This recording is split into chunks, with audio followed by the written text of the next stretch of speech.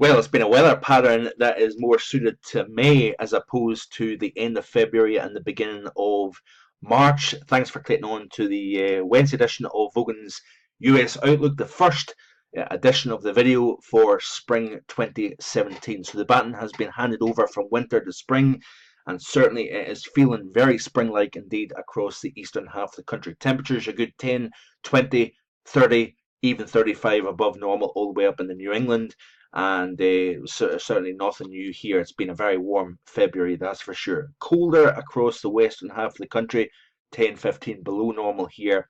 But the big story remains the heat and severe weather. Of course, a frontal system that is marching east bumps into that warm, humid, unstable atmosphere.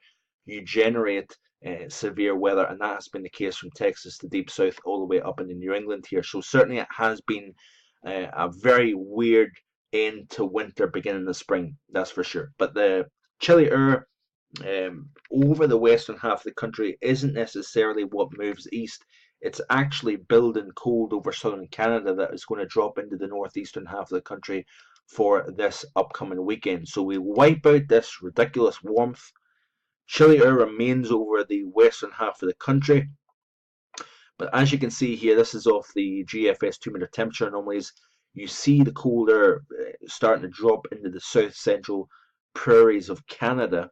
That warmth gets kicked out by the frontal system. We clean the atmosphere out, and then we start to see that cold air moving in. And it is going to be a very chilly weekend across the eastern half of the country. Temperatures on the cool side of normal, I think, for the early part of March. So nothing particularly outstanding. But what we will see is temperatures well below freezing at night, even in the big cities. And, we're going to go from 60s and 70s by daytime down to the 30s and 40s by daytime. So it is going to be a significant shock to the system. That air mass looks as if is going to push out into the Atlantic, replaced by warm air that is going to reload over the central portion of the country. As you can see here, we're back into the 10, 15 above normal, and that colder then gets pushed out here. So it looks as if the GFS is going to replace that chilly east with something a good deal warmer once again. So a very roller coaster like pattern to begin the spring season. That's it for today. Short and sweet. Do check out the written post for more information. Back in the next few days. Bye for now.